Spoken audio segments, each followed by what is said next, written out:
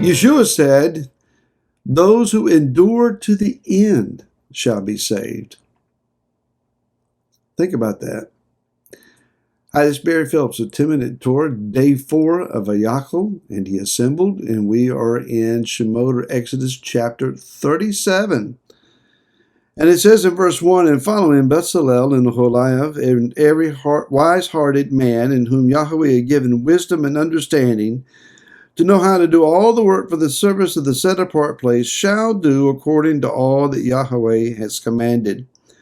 And Moshe called Bethel and Aholiab and every wise-hearted man in whose heart Yahweh had given wisdom, and everyone whose heart lifted him up to come and to do the work. So these are people that are specifically incredibly gifted, wise-hearted, having the skill sets necessary to do the work of building the tabernacle. Let's consider Bethel. His name means in the shadow, or perhaps we would understand he's one who stands in the shadow of the Almighty. He is a man in whom Yah says, I have filled with wisdom, knowledge, and understanding. This is an incredibly gifted person, perhaps more so than anyone that's ever lived. It was this person, Bezalel, who made the Ark of the Covenant. Now think about this. The Ark of the Covenant is the most key object, article of existence that the world's known. This is the seat, the mercy seat, where Yah's presence envelops and resides over.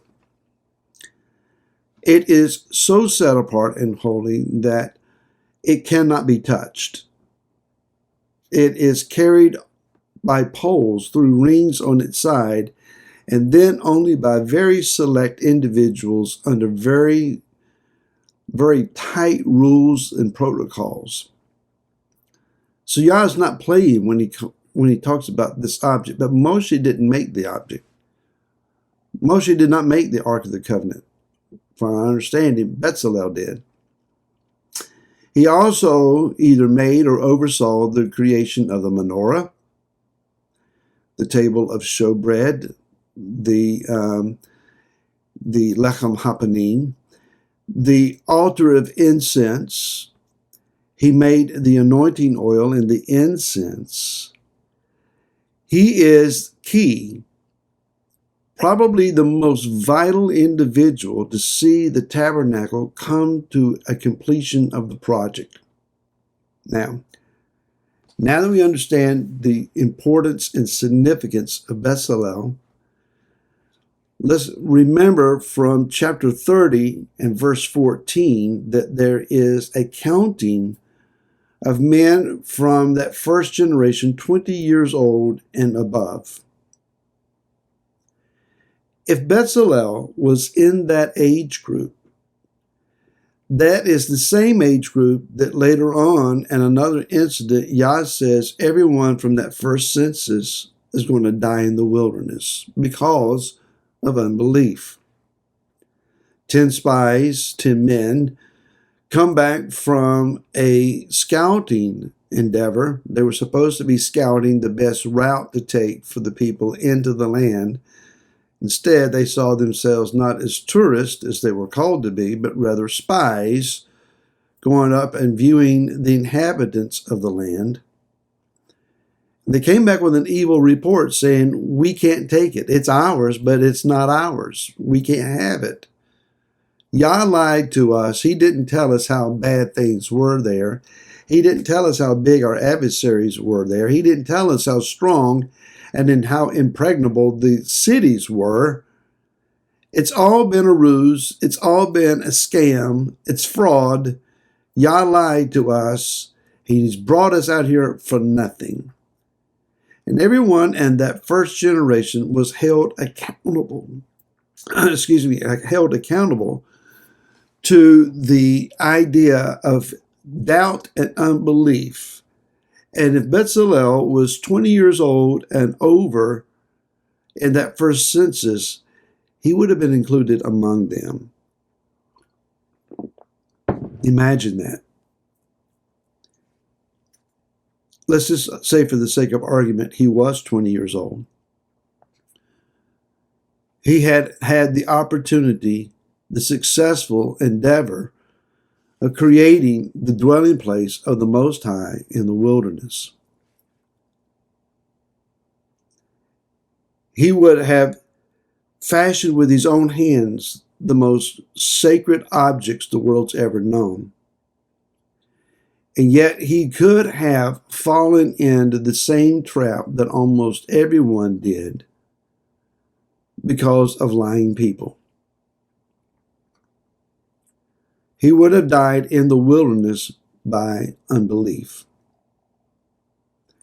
We go over to the book of Hebrews, chapter number 3. And the writer of Hebrews says this, in verse 7 and following.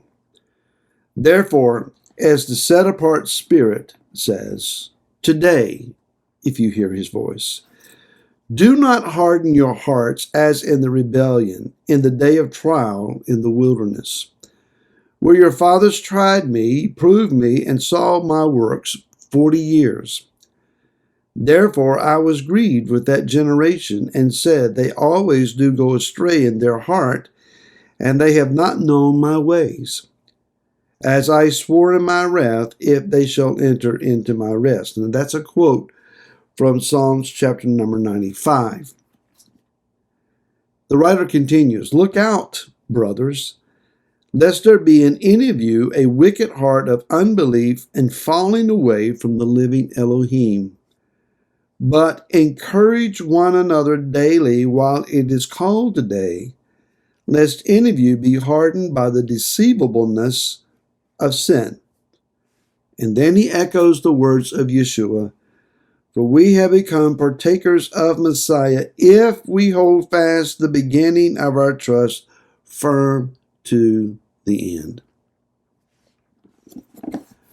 Couple thoughts here. One, it's not what you have done, it is what you are doing that is most important. We all may be able to look back on our lives and see that, we've accomplished one thing or the other that is significant for the kingdom. Maybe we've led somebody to Messiah. Maybe we helped organize some major event. Maybe we've taught a class or written a song or a poem or something. And we look back and we say, here are the medals on my chest of the accomplishments that I have made thus far. The older we get, the more we tend to tell our stories rather than envision what is yet ahead. I'm probably as guilty as any in that respect. And so I need to, like you, to ask Yah, what is it that is still in front of me? How is it that I can yet be significant in your kingdom? Another point here is, in close approximation to that, if you want to continue your life, make yourself indispensable for the purposes of Yah's kingdom. After all, if we're just sitting around wasting our time and doing nothing, why would he allow us just to sit around, waste our time, and do nothing? It might take some time to promote us to get us out of the way, promoting us by taking us across the veil. Rather, we want to finish well. We want to be working and doing all that we know to do, that our hands can find to do, unto the day of our departure. Finally, the writer of Hebrews says that we should encourage one another while it is yet today. So many of you, perhaps, have had hard circumstances, trying times, disappointments. Maybe you felt discouragement, even depression, over some life events that have occurred. Be encouraged. Yeshua still sees you and still has plans for you and still wants to include you. There's a time for weeping. There's a time for sorrow. But then there's a time to dry your eyes, take a deep breath, stand up and say, yes, Master, what's next? I'm ready. and we'll see you again tomorrow. Until then, shalom.